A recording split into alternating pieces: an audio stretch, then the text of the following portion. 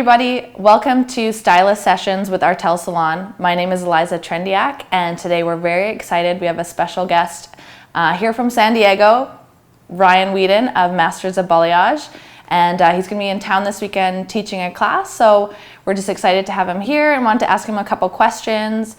And yeah, we're glad to have you in town. Just two questions. Just two questions, yeah, just two questions. So I guess first of all, how did you get started with your brand, Masters of Balayage? I was bored one day and I saw Instagram was getting famous for a lot of different reasons, and I just always wanted to teach and wanted to create something that was bigger than myself, and I loved balayage. Balayage was what I became good at, unbeknownst to my own skill level. I didn't know that balayage was going to be a thing. I just started doing it. I watched, as I mentioned to you, Candy Shaw Codner and Sunlights, and she inspired me, and I got into balayage, got a bunch of models on Craigslist and just started painting the day away, and some of them came out great and some of them came out terrible, but they were Craigslist models, so that's what you gotta find those types of models to practice on. So then one day I'm like, okay, I want to start traveling, I want to start teaching, I want to start to build a platform where I can connect with other artists, where I can share what I've learned and inspire people with it. And I felt like I saw the growing trend in Instagram and just had this idea for this name, Masters of Balayage. When I was thinking about different names, Balayage Masters, Balayage and Beyond, I had all these different things that I was playing with, and I'm like, ooh, Masters of Balayage, that just sounds like something cool. Yeah. And even if I sucked, it still might attract attention. Yeah, totally. so thankfully I don't suck. but I feel like this way, even when it's bigger than what I'm doing now, it'll still be able to, I'll still be able to position other masters in the industry as headliners for trainings and things. And I feel like I went on like a million different tangents there, but I had this idea, and I'm like, all right, let's just start using this as like my springboard for ideas and inspiration. So it was my Pinterest. I'm like, I'm just gonna use, I didn't like Pinterest. I didn't like all those boards. It was too complex and complicated and didn't see how it would work in my benefit. So I'm like, okay, I'm gonna just start pinning all my interest, my inspirational photos and things. So I just started going through that, seeking out talented people and individuals that are doing what I want to be doing. And then I started to create this giant list, and I just posted and posted and posted 10, 15 pictures a day. For what reason, I had no idea how many followers we would end up getting or how quickly it would catch on. But it's kind of like one of those things. You have an idea, you roll with it. I've had many of ideas in the past, and most of them are just like tanked, you know. But this one actually caught fire, and it was just so cool to see the followers. Just every now and then you'd get these little like areas, it'd be plateau, and then all of a sudden ding, ding, ding, ding, ding, and then you hit another plateau, and ding, ding, ding, ding, hit another plateau, and then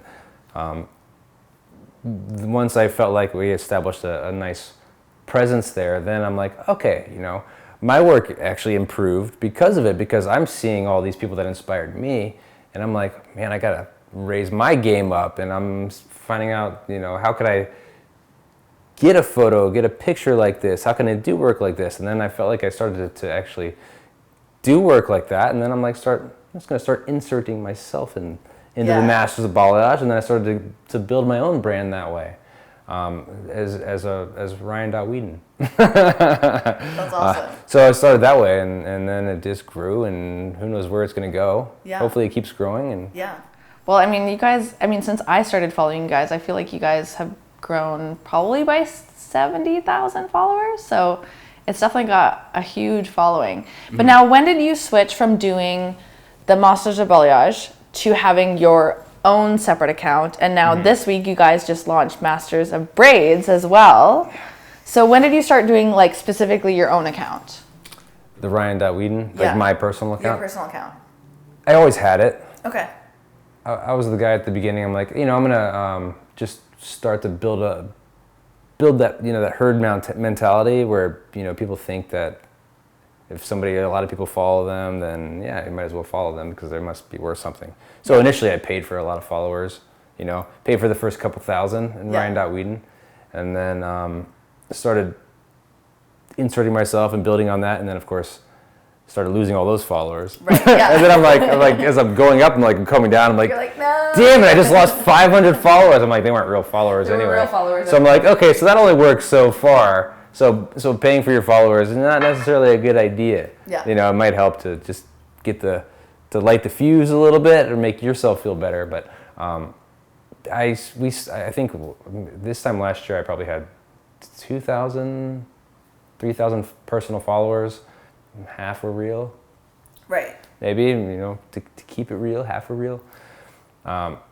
Then I started to insert myself and start to put a name to the brand of Masters of Balayage.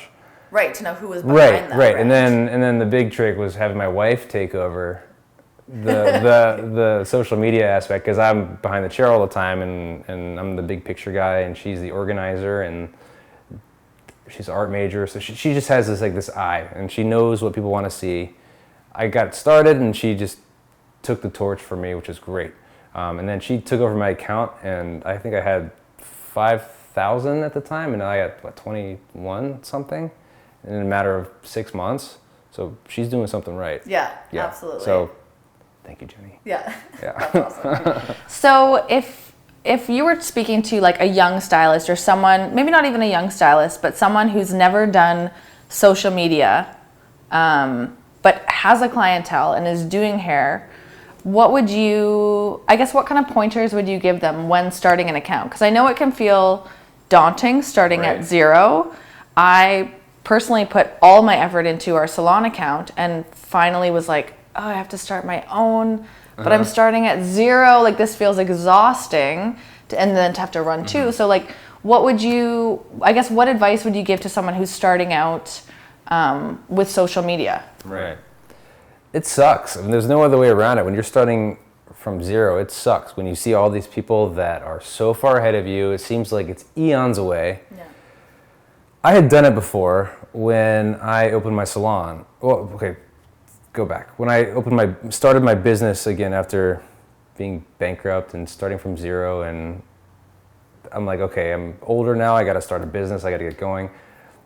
I'm competing against people that have been established, that have been doing hair for years. I had taken a 4-year hiatus. I'm making all the terrible same color mistakes. Color doesn't lift color. I forgot about that. Yeah. Stupid things, right? And so I'm like, okay, Yelp is a big thing in our area, especially in San Diego, where a lot of tourists come in. It's just people are always looking on Yelp. So I saw the future in Yelp. Same thing. It's like you start with 1 review, then you start with 2 reviews, and I started to figure out a way to strategize it. I'm like, okay, I started to give away free hair services for a Yelp recommendation, anything I could to start building it up. Before I know it, we're the #1 Yelp recommended salon in La Jolla and in San Diego, and one of the top ones in San Diego. And that's amazing. That happened in less than 3 years. Yeah. And people were established for years and years and years, but because it was a focus, it was able to grow. So I would say take that same type of idea to social media. It sucks, but as I mentioned to you earlier, it's like, and obviously we all know, it's like to build a wall, you need 1 brick at a time. 1,000-mile journey is 1 step at a time. It's like you just got to start. You just got to get the flow going. But if it's your focus, it will eventually grow. And it's not just about putting out anything. You have to start to pay attention to what you're doing. See what work draws your attention. Who do you want to be like? What inspires you? And then don't copy it, but try to match it in aesthetics, in lighting, in style, because it all plays a factor. Just by putting out photos, you don't want a bunch of photos that are just throwaways. Yeah. You want it to all look, you want it to scroll down and you just want to be mesmerized by everything. And that's how we set up Masters of Balayage. It's like we wanted to be able to scroll down the entire feed, not have it junked up with a bunch of ads and things. It's just like it's just good hair after good hair after yeah, exactly. So for a new stylist, it just get started. You'll learn as you go, but you just gotta do it. You just gotta start one photo at a time. Post whenever you get a break, whenever you're doing it, whenever you have a lunch. It's part of your job now. It's not just something to do in your spare time. Like, this is your livelihood. It's free marketing when you're good at it. Like, I haven't paid for marketing in years. Yeah. And some people pay thousands of dollars for marketing and advice and things. It's like, there are so many free resources and inexpensive resources on how to learn how to be a social media magnet. So I would say just get started and learn as you go. Yeah.